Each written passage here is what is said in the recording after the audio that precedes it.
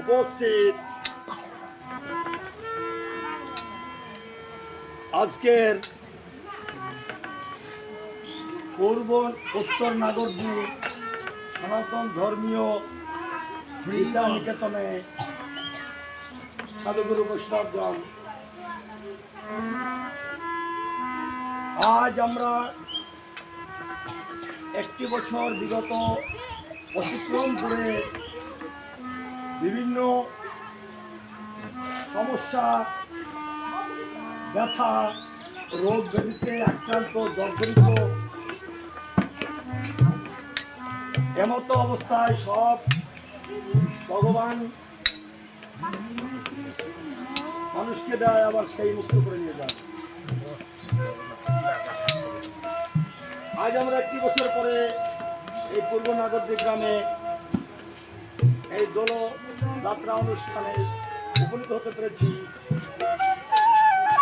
এটা সাধুগুরু বৈষ্ণবের কৃপা। সাধুগুরু বৈষ্ণবের কৃপা না হলে এই জগতে কেউ কোনোদিন নববৃন্দাবন আসতে পারে না।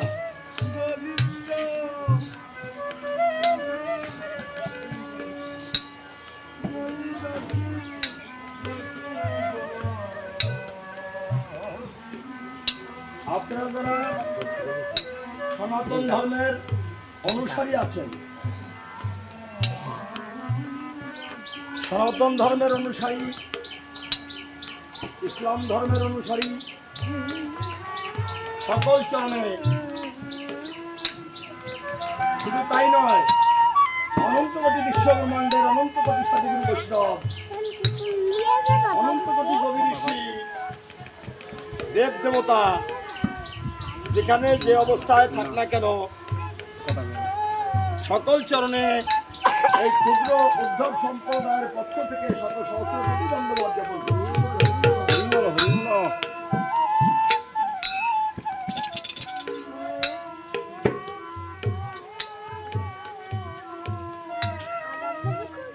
আজ আমরা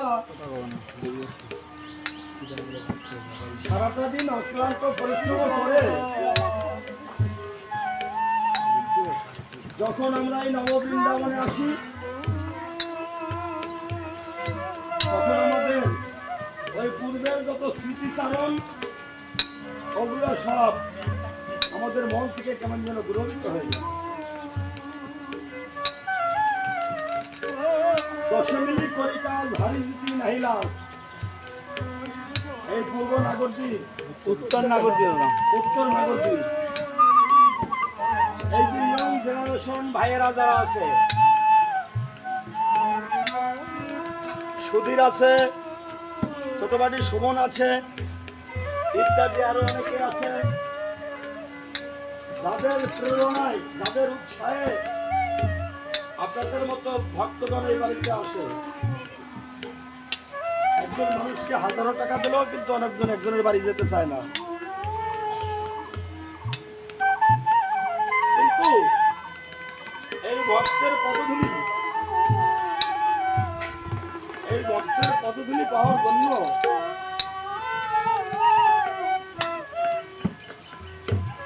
তৃণ, যারা তৃণ, ওই তৃণগুলো কি করে মাথা উঁচু করে দাঁড়িয়ে থাকে। যখন ভক্তের কতগুলি পড়ে তখন ওই ফুলগুলো কেমন যেন মাথা খেতে যায়।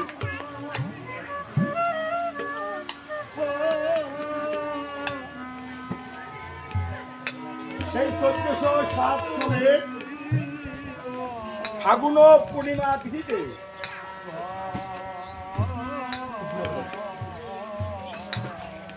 1407 সালে ফাগুন পূর্ণিমা তিথিতে বুধবার মগা নক্ষত্রে সন্ধ্যাবেলা সুনাম গরম সুন্দর জন্মগ্রহণ করেছিলেন নদিয়ায় সতী মাতার গর্ভে।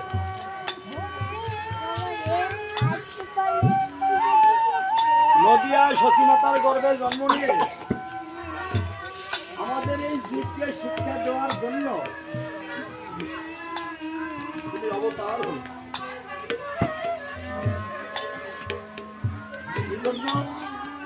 হে পাপাচ্ছন্ন কলির যুগ,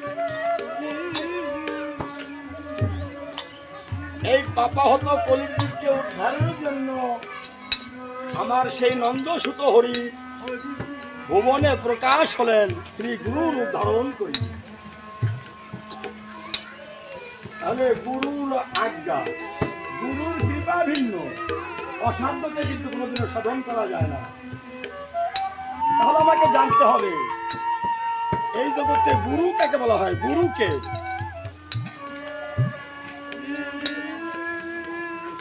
গুরু যেই সেই গুরু হতে পারে না।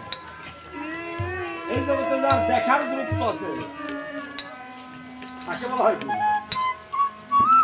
যার শোনার গুরুত্ব আছে তাকে বলা হয় গুরু,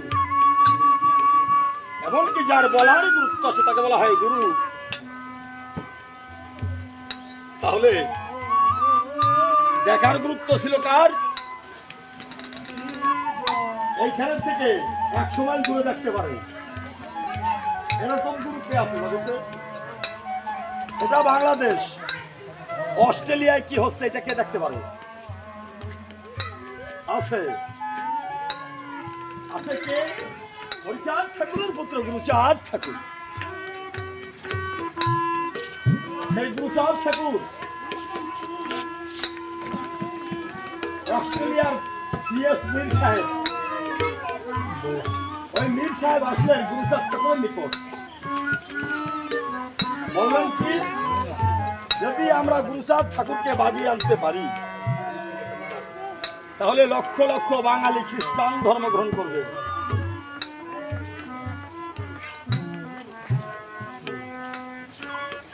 গুরুচাঁদ ঠাকুর নিকট উপনীত হয়ে বলল, গুরুচাঁদ ঠাকুর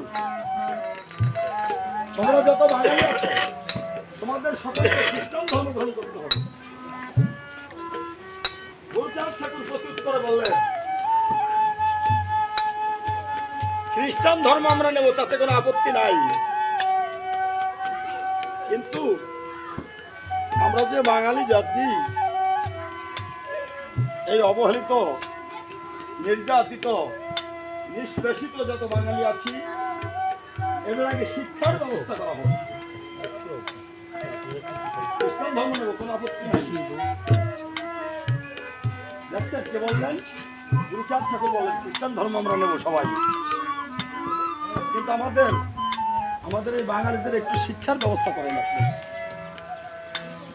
দুজন মুখোমুখি এই কথা বলতেছে, হঠাৎ একটা খবর এলো কি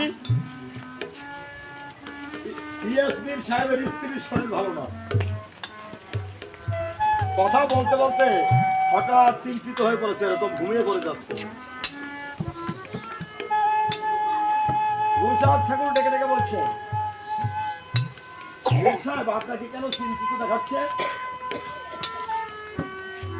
বলছে গুরুচাঁদ ঠাকুর এই মাত্র একটা খবর পেলাম, আমার স্ত্রীর নাকি শরীর ভালো না, তাই স্ত্রীর শরীর খারাপ শুনে একটু চিন্তিত হয়ে পড়েছে। গুরুচাঁদ ডেকে ডেকে বলছে, তুমি কোনো চিন্তা করো না, তোমার স্ত্রীর শরীর ভালো হয়ে গেছে, আমি নিজে দেখছি। বলছে আপনি কেমন করে দেখলেন? বলছে আমি এখান থেকে দেখেছি, অস্ট্রেলিয়ার খবর বলতে পারি, আপনাকেও দেখাতে পারি। দেখবেন? বলছে হ্যাঁ দেখবো। প্রথম রাকান্দি মন্দিরের প্রথম মন্দির, একতলা মন্দির, ওই মন্দিরের উপরে নিয়ে যখন তার মস্তকে দিয়েছে হাত,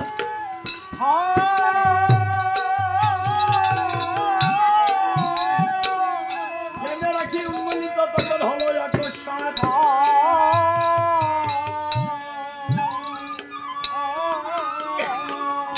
চোখ খুলে ছিল, চোখ খুলে দেখতে পায় ইজি চেয়ারে বসে তার স্ত্রী আনন্দে পা ঝুলায়।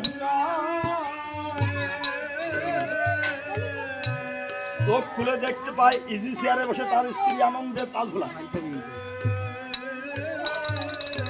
গুলসাদ ধরতে গিয়েছে, ধরতে গিয়েছে।